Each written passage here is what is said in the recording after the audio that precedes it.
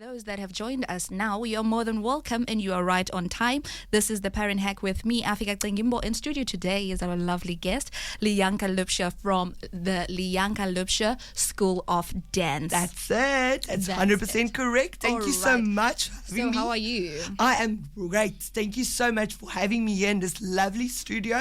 And thank you for all that you do here for our young people and parents, and that we can all be here listening to all the knowledge that you have to offer. And Thank that you. is the energy that we're keeping for today. That's so it. if you are listening, keep that energy up and keep those levels up. That's Stay it. connected because something wonderful is about to happen. So tell us, where did this idea come from? Where did the inspiration come from? Yeah, so the inspiration, I think, in any dance or any performer happens at that one time. Like, it could be like your recital when you were like 5 and you were Little Mermaid at the back and you decided, oh, I just love this. And then your mom and your dad look at you and they go, okay, well, maybe she's got potential, but maybe not. So I've always been on stage, always sang, always done drama, always in school, very, very, very much focused on that. And then the one time I remember specifically, I was like in grade 11, I was doing like 6 dancing exams and my mom was just like, listen, you should really just make this your life. Yeah. Because you hear all the time. And I was like, this is actually a fabulous idea. And that's when it all started for me. I decided to move from Port Elizabeth to Otaniqua, where we had dance, drama and music as a subject in school.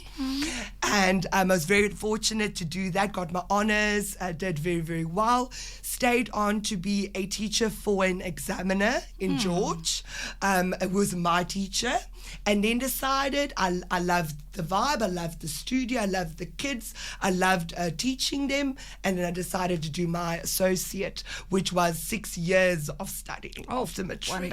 Wonderful. Yeah. So you just knew from grade 11 that this is what I want to do. That is when I decided, you know what, this is what I wanted to do, because I've been performing, I've done so many exams, I've been on stage so many times, done numerous events and everything, and my mom was just like, you know what, you should really just make a business out of this. All right, that's wonderful. So what types of dance classes do you have and from what age do you take?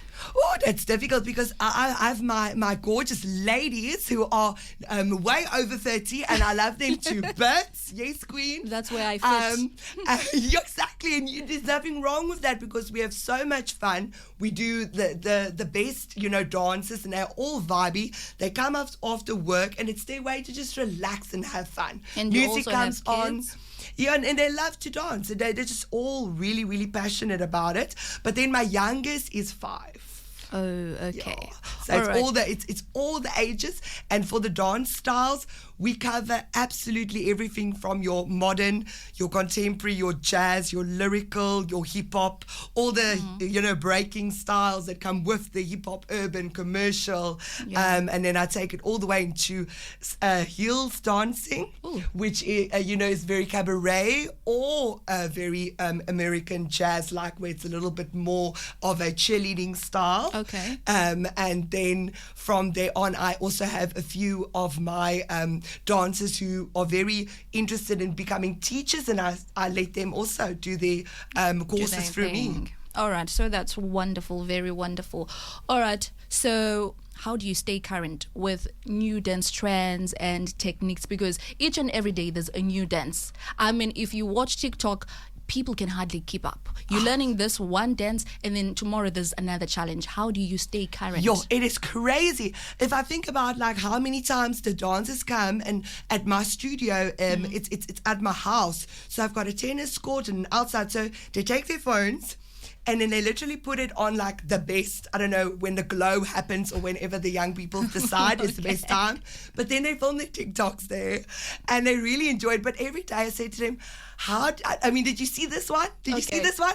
Did you see this one? They're like, yes, teacher, we've seen this one, but have you seen this one? So we communicate through that way. So I always make a point of asking them, like, what is your interest of today? Like, what did you see on TikTok What today? do you want to try out? What was awesome to you today, And then I try and influence them and I say, okay, go take your water break, go outside, go find a nice spot, go TikTok it out, because it brings them together. And I feel like it's that break between exam work, which is very grueling, and I push them hard. We do, numerous amounts of exercises and dances that are at high standard, that is international. So I feel like that gives them a nice break and it opens their mind. And then for me as well, I stay on point, as you say. Because you need to know those trends. Yes, you need to know the trends. All right. So how do you handle different students and they are at different learning abilities? Because they come from different backgrounds, they have different abilities. I, for one, I know I would be a challenge because I think I have 2 left feet. So how do you navigate that? It's a very, very fine line from being your dancer's best friend and being a drill sergeant. Okay. So it's like you have to be able to be. You can phone me anytime. Anything happens. Yeah. You need a lift from school, or you had a bad day, or something has happened to you. You can call me anytime.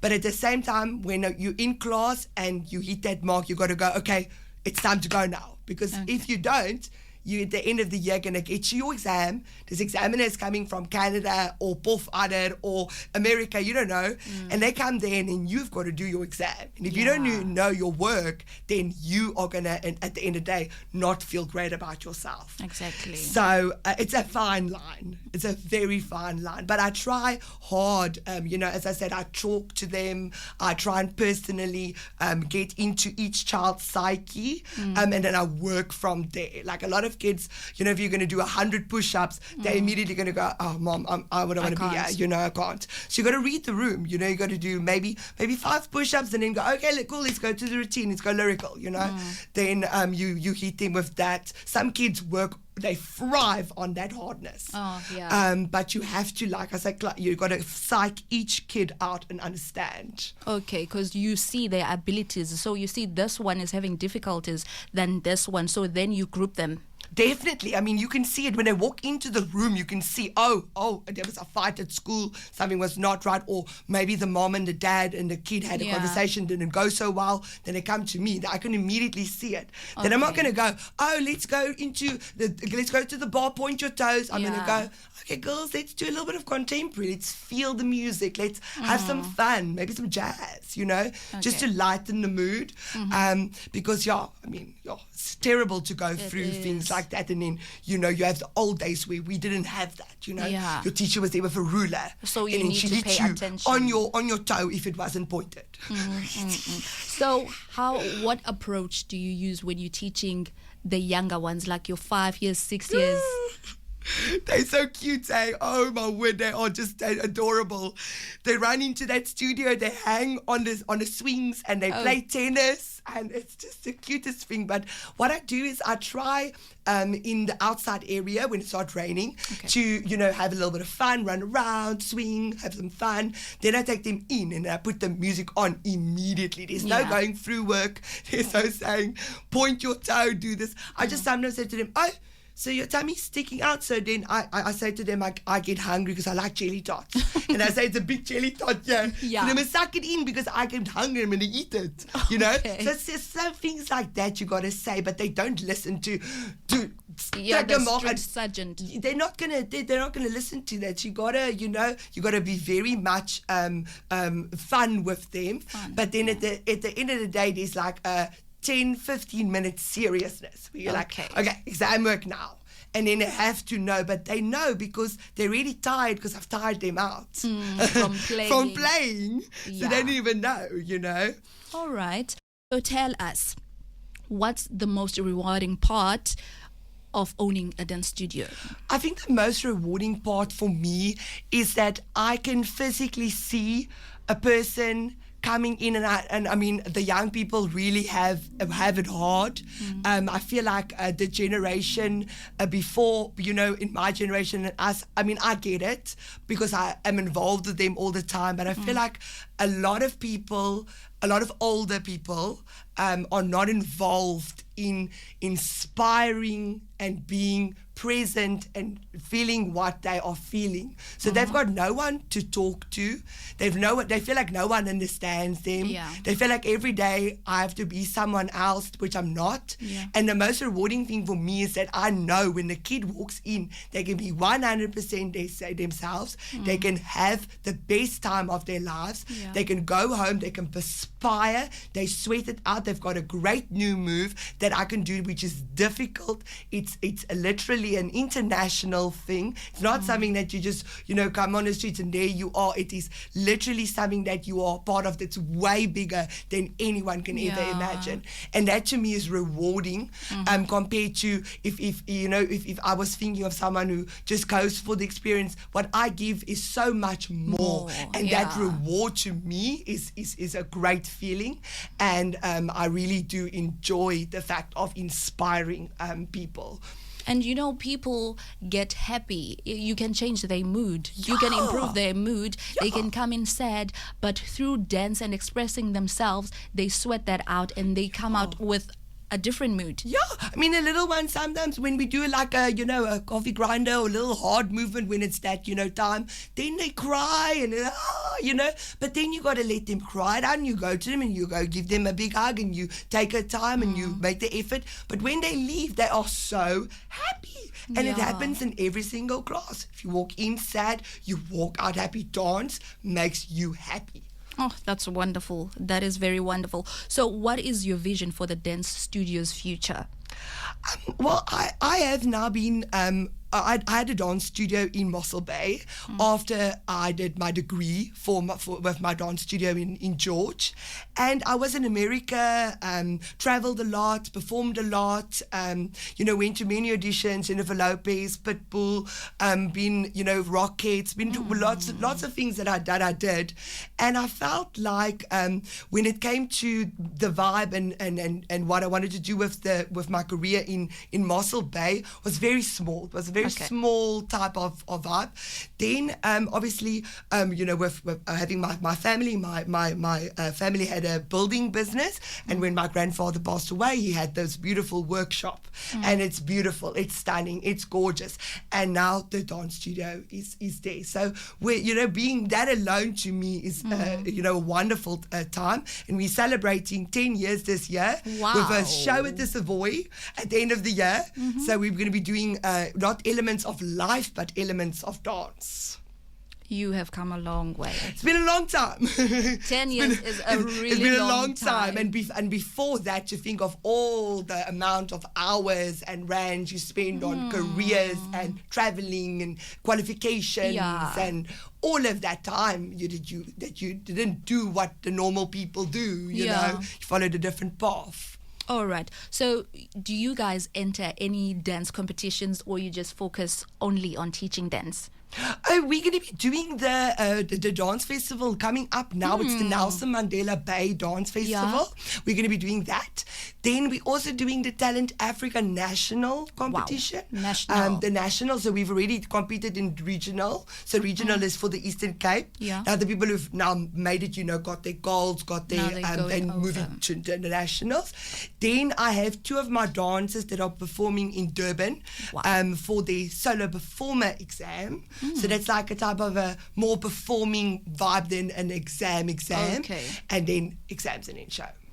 Oh, that's wonderful. Yeah. So you encourage your students not only to focus on dancing as a hobby, but also to compete. Yeah, compete. Makes you a better human. I mean, one day when you go to a job interview, immediately you've got the confidence to look at that person in the eye and go, yes, my qualifications, this is what I can offer. Whereas if you didn't compete or you didn't put yourself out there on stage, you don't have confidence. And I think confidence is key in life. It is, especially in dancing, because you are performing for a crowd. Yeah.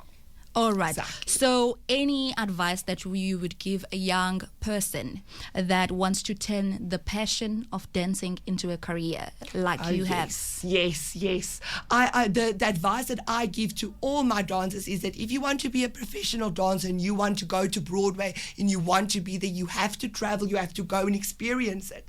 Like if you want to go into cruise ships, like I went on a cruise ship, I went to go look at what the dancers are doing. Yeah. Do I want to do that? What is the agency I have to go through? You have to make work of what you want to do. It's not as easy as just showing up and getting the job. There's a lot of people showing up that want the job. There's research. You have to, that's it, and you've got to be unique. So let's say you are a dancer and you are in a lineup. You must be able to stand out and do something that no one has heard about, because that's what's going to get you. Like when I was at Cirque du Soleil, immediately the choreographer went up to me and was like, "Oh, you're so tall and beautiful and skinny.